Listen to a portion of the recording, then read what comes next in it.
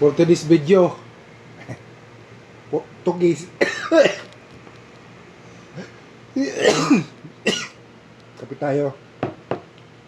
Gising lang.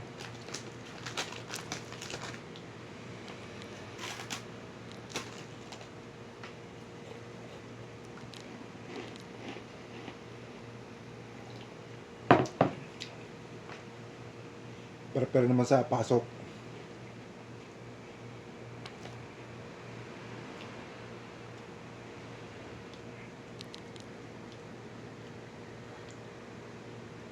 Sa mga kanya-kanilang bahay dyan, ingat tayo. Pray natin yung Davao Oriental at tinamaan ng 7.6 magnitude.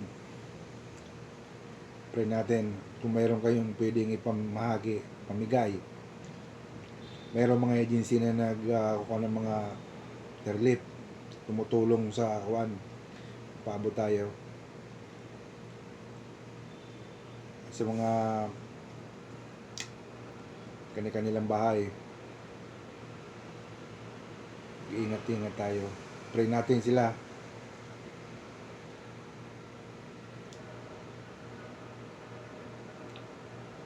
Hindi lang doon, Cebu, ganun din pag-pray natin.